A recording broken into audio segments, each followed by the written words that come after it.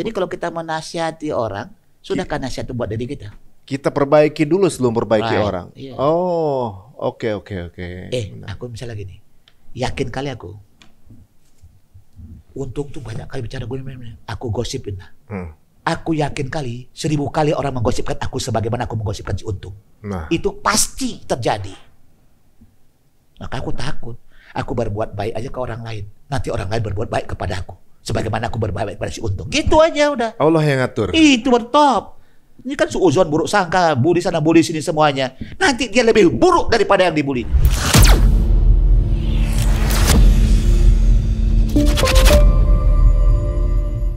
Kunci Quran, ulangin. Kunci Quran Membesarkan Allah. membesarkan Allah. Ulangin.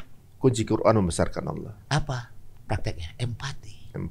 Empati itu adalah membesarkan Allah. Bagaimana kita berempati kepada manusia dan lingkungan. Itu teknik luar biasa dahsyat.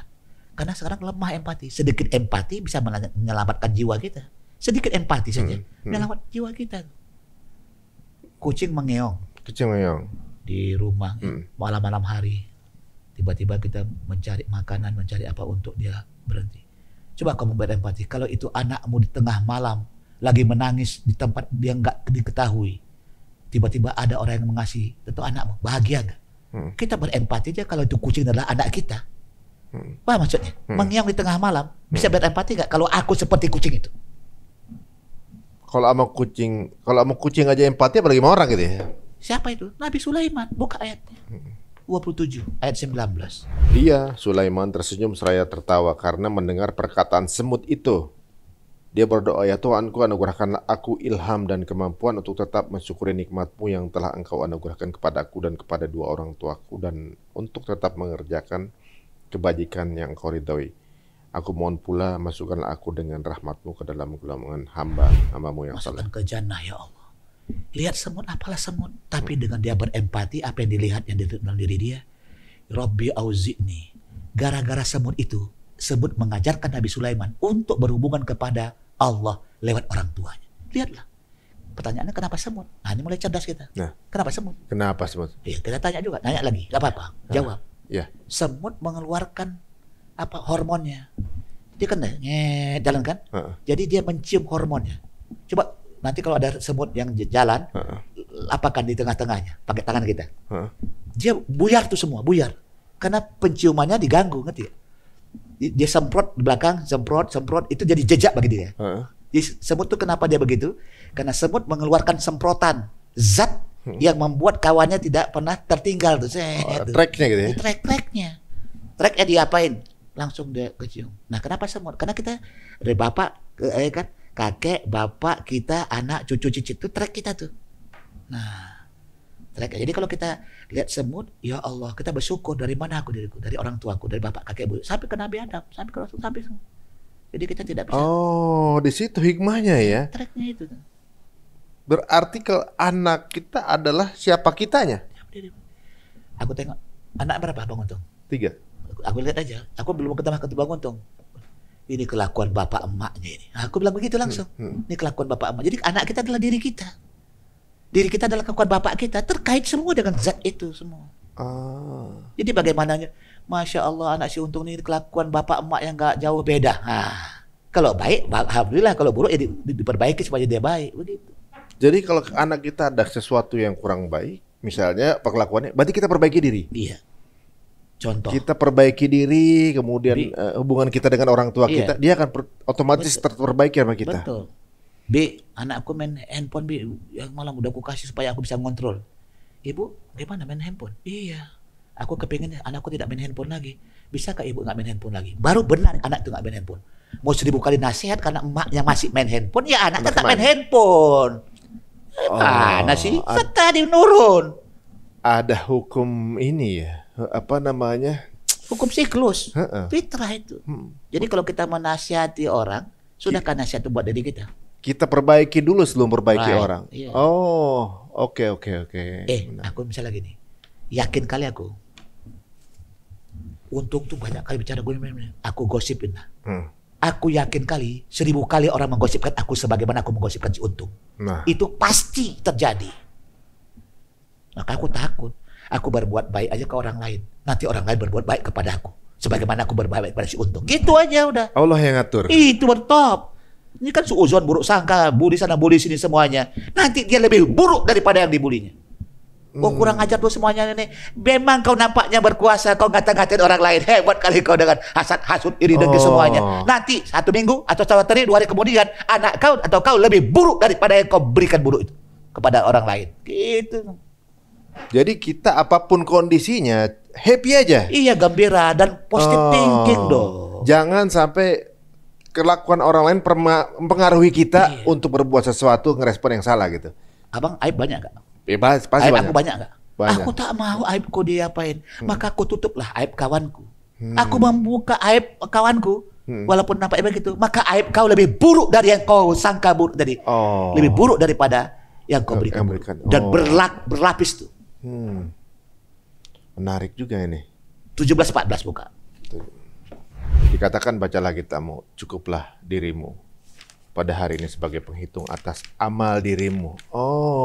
Jadi jangan hitung kitab orang lain. Ya, sepakat benar-benar. Iqra. Kenapa enggak iqra kitabuhum? Bacalah kitab mereka. Kenapa? Bacalah kitabmu. Kitabmu, matamu udah kau baca belum? Telingamu udah kau baca belum? Otak udah kau baca belum? Pikiranmu, perasaanmu semuanya. Jangan kau baca orang lain. Karena kau banyak buruknya sebenarnya. Jangan sibuk ngoreksi orang lain. Sebenarnya kita banyak kekurangan. Boroknya. Itu ayatnya. 17-14. Baca dirimu kata Allah. Jangan baca orang lain. Itu dia sama aku aja.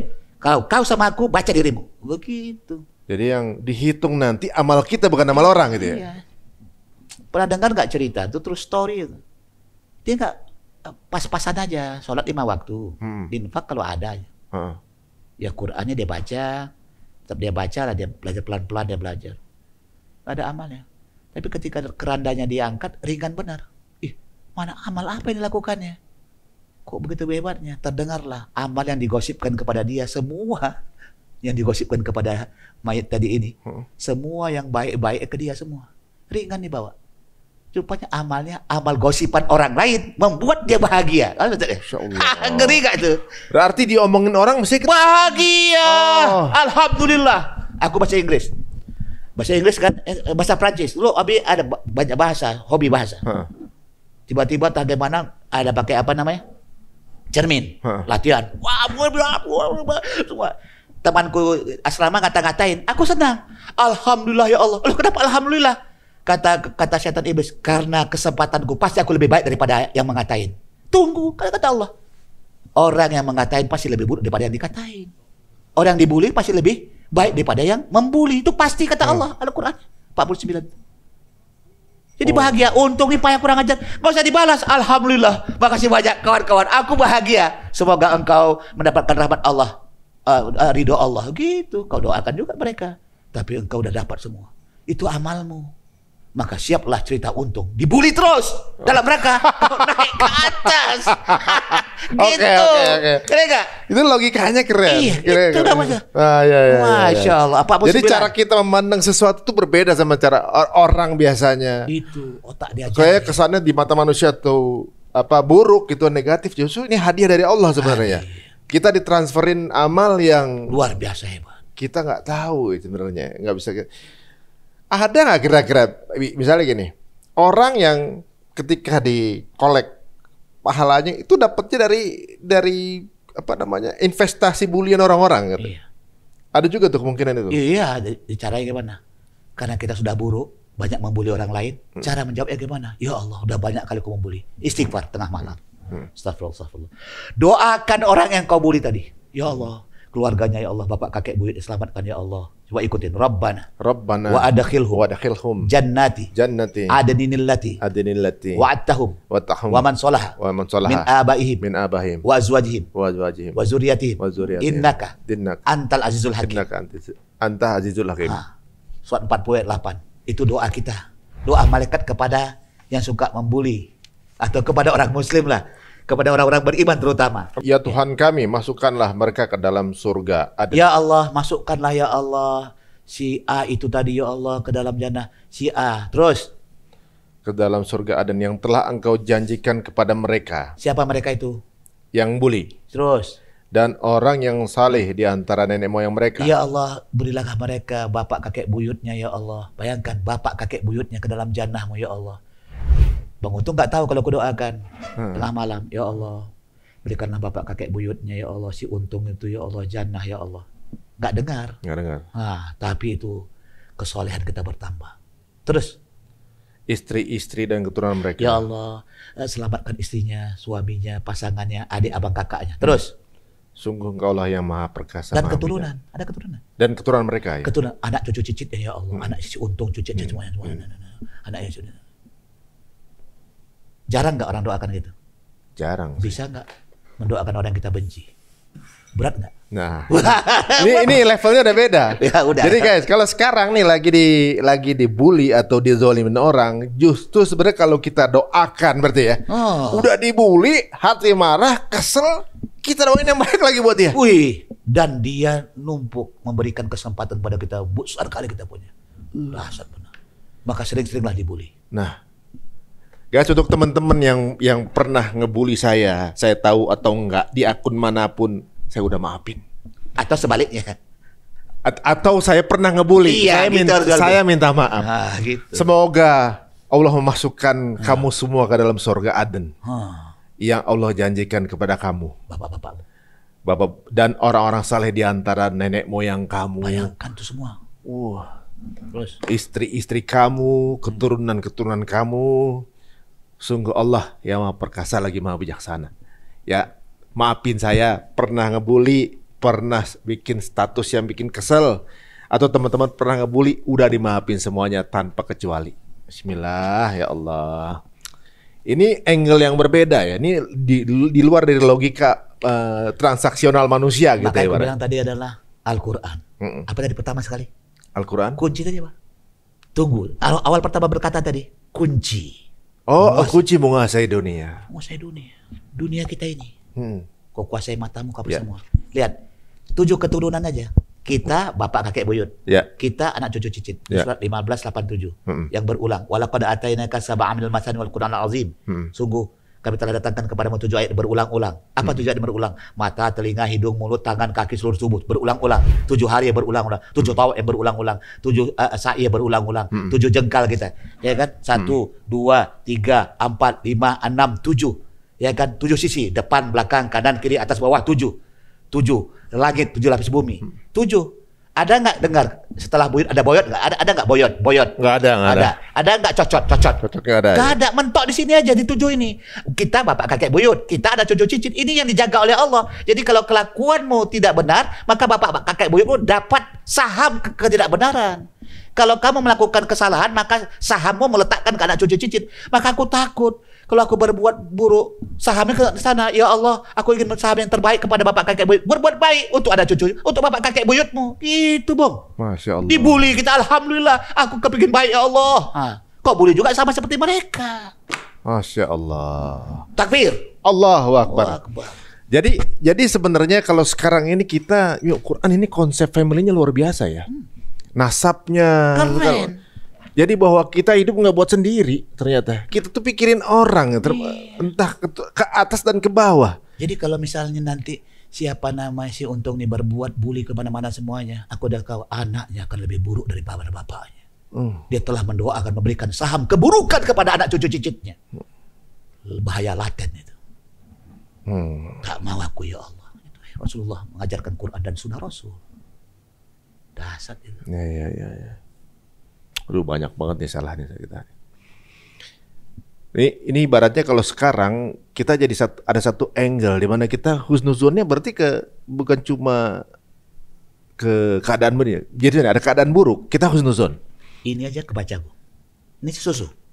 Ada susu, ada kopi. Kenapa nggak kasih ke Abi? Kasih apa? Kenapa nggak kasih ke Abi? Oh iya. Abi mau Abi. Iya, kita pesenin. Kenapa? Ini adalah hal yang terbaik. Lihat tuh. Ini munculnya kemari bukan ke Abi. Sebenarnya untuk Abi nih. Lihat ini. Ini lihat nih. Oh, iya. Lihat. Iya. Ketiga. Bahwa kualitasnya aku bahagia kalau Bang Untung minum supaya energinya hebat semuanya. Kalau Abi gula diapakan? Kadarnya diturunkan karena sudah usia. Maka minum teh pahit. Ya, gitu. Jadi tidak ada yang harus suuzon. Kenapa dia harus susu ya? Kenapa aku teh? Kenapa yang pahit? Kenapa? Selesai. Dia lebih bagus. Dia lebih kuat dia, ya Allah. Biarlah dia yang lebih bagus. Aku yang pahit karena aku perlu menurunkan gula. Itu kan tidak suuzon namanya. Memberikan nilai di setiap saat. Berarti angle kita selalu positive vibes. Iya. Kalau dalam bahasanya apa namanya? Nilai apa namanya? Kalau dalam proaktif. What is proaktif? Nanti kita bongkar lagi 4-5 jam lagi tuh. Jadi ibaratnya gini, apapun kondisinya, kalau kita udah punya angle negatif akan negatif terus. Habis semua. Tapi kalau kita punya punya sudut pandang positif, sejelek apapun kondisi kita akan menyikapi dengan positif. Gitu kan? Benar ya Bibi? Tadi kan ya Abi, kalau misalnya suuzon begini langsung mikirnya buruk.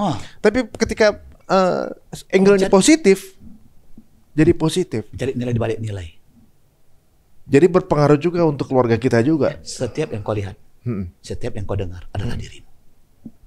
Renungkan itu aja. Setiap yang kau lihat dirimu. Aduh, banyak banget. Kacau itu. Banyak berarti. Aduh, banyak banget kalau gitu. Semua yang dilihat dan didengar itu dirimu. Tapi ya pelan-pelan lah dulu, satu-satu lah. Ketika tiba-tiba ada yang kita mendengar musik begini-begini semua, itu dirimu. Gimana cara ngambil nilai di balik itu? Iya. Jadi pisau itu alat untuk membuat kebutuhan kau supaya bagus. Tapi pisau bisa untuk motong bawang untuk kamu dapatkan makanan, motong ayam supaya kau bisa makan ayam. Tapi bisa bunuh orang juga. Begitulah alat yang namanya pikiran. Begitulah yang namanya musik. Begitu namanya ekonomi. Semua yang dikasih, begitu namanya jam. Ini jam ini bisa dibuat, dia nilainya berubah. 0 nilainya. Mau dibuat apa saja bisa. Buat bunuh orang, buat nyakiti orang, buat menghargai orang, nolong orang bisa. Bergantung diri kau. Pemain utamanya dirimu. Makanya yang diajarkan kecerdasan keluar itu diri manusia. Otaknya diajarkan dulu. How to think, berpikir. Baru dia tahu rahasia di balik itu semuanya. Dia ngangguk kan? Kita ngeliat dia ngangguk. Kenapa ngangguk? Apa dia paham atau dia muji aku atau supaya aku bangga bahwa bicaraku dipahami. Itu versi husnuzon. Iya, husnuzon. Jadi kita mencari terus nih, nampaknya aku pokoknya mencari sesuatu yang tidak bisa seuzon jatuhnya. Jadi sebenarnya Quran ini kayak semacam tools untuk kita bisa merespon sesuatu dengan lebih baik dan kemudian mengaplikasikannya berarti. Iya. Kalau apa yang kamu lihat dan kamu dengar adalah dirimu, itu benar introspeksi banget sih, Bi. Habis. Kebanyakan saya cari sesuatu, misalnya untuk nyari tema nih, gitu. Kadang-kadang kita cari sesuatu yang lagi hype dibicarakan, kita cari konflik misalnya. Itu aja. Gak usah jauh-jauh tadinya. Tadi ini apa? Tadi judul pertama tadi apa? Judul pertama. Menguasai dunia. Quran untuk kunci menguasai dunia. Itu karena diri kita kepingin, ya Allah Quranku lemah selama ini. Gitu. Kenapa tema itu datang di hari Jumat ini, malam Jumat ini? Selama ini kemana Quranku ya Allah? Cari itu ya. Tema boleh hebat, dijual kemana-mana. Tapi dalam diri, untung, sudah kau pelajari. Kunci benar yang kau katakan Quran tadi menjadi menguasai duniamu. Itu dong. Maka nggak tahu sendiri belum juga gitu. Kayak kacau gak? Waduh, ngeri juga ya. Jadi ketika kita misalnya nyari tema nih, sesuatu yang konflik, yang gimana, yang kemudian bisa kemudian menjadi gulanya dalam perbicaraan gitu ya. Berarti emang kamu begitu. Berarti kamu tuh ngeliatin konflik orang terus. Right. Begitu berarti. Right. Jadi wajahmu tergantung apa yang kamu lihat. Lama-lama tahu. Kenapa dia buat cerita untung? Kenapa nggak kisah untung aja? Cerita untung. Kenapa nggak diambil cerita Ari? Nggak jual. Cerita Kuncoro tidak jual. Cerita untung supaya untung. Tapi untung itu ada dalam Quran. Muflihu. Moga-moga ya Allah, untungku sampai ke akhirat. Amin. Amin ya Allah. Itu cerita untung. Cerita itu Al-Qasas dalam Quran. Untung itu Al-Fat. Jadi 2 surat itu. Satu Al-Qasas, cerita 28. Satu lagi untung, menang. Al-Fat 48. Jadi minimal Bang Untung hafal 2 surat. Surat 28, 48. Asal sering baca. 48 kayak nomor telepon saya tuh. Ya, apa tuh? Berapa? Belakang 55548. Artinya Al-Maidah 48. Coba buka. Tapi kan itu kan hanya lihat situasi ya kan. Nanti kalau bilang memang begitu kelakuanmu. Mohon maaf ya. Ini bukan cocok lagi. Bukan. Dengarkan. Rabbana ma khalaqta batila. Apa saja yang kau buat, kau rekayasa, yang kau pura-pura, yang kau beralasan, yang macam-macam semua, itulah diri kau. Kau coba kau apa namanya, handphone kau cantik, handphone ini semua, itu diri kau. Kau mau rubah mau apa semua, itu dirimu. Jadi nggak ada sesuatu yang kebetulan. Tidak ada. Rabbana ma khalaqta batila, tidak ada yang batil. Semuanya bernilai selama engkau mendapatkan nilai terbaik kau membacanya di balik itu. Masa gak ada simsalabim semua? Kenapa simsalabim? Karena gak paham dia. Masya Allah, Masya Allah, Masya Allah, Masya Allah. Kenapa dia Masya Allah terus? Dia paham di balik itu. Makanya perlu diajarkan otak kita. Diajarkan Quran. Quran ngajarin otak kita tuh hebat. Takbir. Allah. Kapan cerita untung tuh Quran tuh menjadi kualitas cerita yang dahsyat. Baru ku tahu cerita selama ini Al-Qasas supaya arti cerita. Untung itu adalah Al-Fat. Itu surat murah 2848. Ini kan. Jadi kode Assalamualaikum dari 2848 dari cerita untung. Jadi Assalamualaikum 2848. Ini kodenya siapa? Cerita untung. Gitu. Iya kan? Tidak ada kebetulan. Mau apa lagi? Untung mau tahu. Kata-kata mau tahu itu artinya apa? Ilmu. Kita kan mau tahu, SD, SMP, mau tahu. Memang fitrah kita mau tahu. Ya. Ini berapa jam dibuka? Sehari. Iya, sekitar 30 jam. 30 jam. Sehari kan 24 jam lebih dong. 30 jam. Lebih daripada harinya, jamnya. Saking gilanya kepada setan gepeng ini. Ini Dajjal ini. Tahu Dajjal? Iya. Cirinya si mata satu. Matanya satu enggak? Buka langsung punya mata nih. Mana coba buka? Nah ini lihat tuh mata tuh. Itu juga masih saya. Coba. Mana tuh? Lihat ini. Mata satu. Kan ini kan mata dia nih. Kita ke fokus semua. Pikiran kita ke si mata satu. Ini Dajjal si mata satu. Kau bawa kemana-mana setan kemana. Berlama-lama sana. Quran ini berapa jam? Berapa menit? Berapa detik? Gak ada justru. Bagaimana menguasai dunia? Dihancurkan oleh dunia kau. Dijepit oleh dunia itu. Kita kalahnya sama ini justru. Dajjal tuh jago gak semua ilmu? Jago. Tanya sama Mbah Google. Tanya apa aja bisa. Sama AI semua. Klik aja bisa. Tapi tentang ruh dia tidak bisa jawab. Mengapa Ashabul Kahfi jumlahnya 3, 5, 7? Nyerah dia. Gak ada tuh. Gak bisa. Coba tanya. Mengapa di Ashabul Kahfi jumlahnya 3 dan 5 dan 7? Gak bisa AI. Nyerah dia. Karena itu soal ruh. Jadi kita kaji tuh kecerdasan. Berarti selama ini kita ngeliatin mata satu nih teman-teman ya. Ini perumpamaan ya guys, jangan kemudian dipotong-potong nih. Iya nggak apa-apa. Mau dipotong-potong silahkan. Dapat pahala lagi kan udah dibilang. Kesempatan silakan mau diapain saja kok. Iya. Emang udah ready untuk itu ya. Waduh. Jadi ini mantap. Jadi ibaratnya kalau sekarang bagaimana respon kita tuh apapun keadaannya, introspeksi diri. Koreksi diri. Tiba-tiba ada orang ngata-ngatain kita. Sebenarnya aku yang ngatain kau itu lewat mereka. Gitu. Contoh kecurian, kita punya handphone. Sebenarnya aku yang mencuri kata Allah. Apa ya? Lewat orang itu yang mencuri karena sifatnya udah mencuri. Aku gerakkan semuanya. Tetap enggak Allah. Ketika lihatlah, ketika handphone kita hilang, artinya hilang apa? Hilang apa kita? Handphone. Hilang otak kita. Karena udah habis. Aduh, kemana ya? Lebih sibuk kita memikirkan. Hilang bini gak peduli, hilang anak gak peduli, hilang setan gepeng, Dajjal hilang. Seperti kehilangan otak. Anda gak punya otak, sudah otak itu dikasih ke handphone. Gitu. Kita apa barang-barang gitu misalnya mau pergi. Misalnya istri ketinggalan, misalnya sampai di sana udah pakai mobil pakai Grab aja gitu kan. Apa ketinggalan barang gosen aja, tapi handphone ambil lagi. Balik dia. Gila. Bisa kita muter balik. Gila. Ambil handphone tuh sebalik tangan dan lempar kurang ajar kok. Nggak bisa, sudah berakar deh handphone tuh sampai di kepala, ada berakar di otak. Jadi handphone tuh gambar handphone di kepala udah berakar semua. Karena menghilangkannya. Udah kayak sihir handphone nih. Wah, gak bisa lagi. Inilah yang menumpulkan otak, sekaligus membunuh otak dan tidak menguasai dunia. Kau dikuasai oleh setan gempeng, oleh Dajjal. Pada saat kita terlalu banyak di handphone, kita gak bisa menguasai dunia.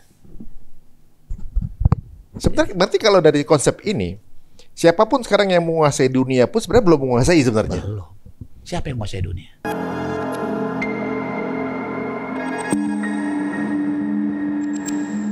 Quran adalah kunci menguasai dunia. Tadi bang? Al-Quran adalah kunci menguasai dunia. Coba perhatikan bang, yang tadi yang Quran untuk membaca dapat apa? Itu bang, coba dibaca. Kalau abang mendengar Quran, dengerin dapat rahmat. Dapat rahmat. Kalau membaca dapat iman. Menambah iman. Kalau mengajarkan dapat mengartikan arti Quran. Mengartikan dapat wawasan. Nomor 3 kan mengartikan Quran dapat wawasan. Kalau memaknai dapat pemahaman. Hati lembut.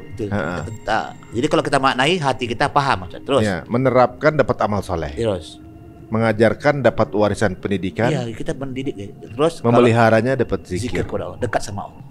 Ini semua ayat. Jadi kalau kau nggak dengar Quran, nggak dapat rahmat. Tidak mau baca, nggak nambah iman.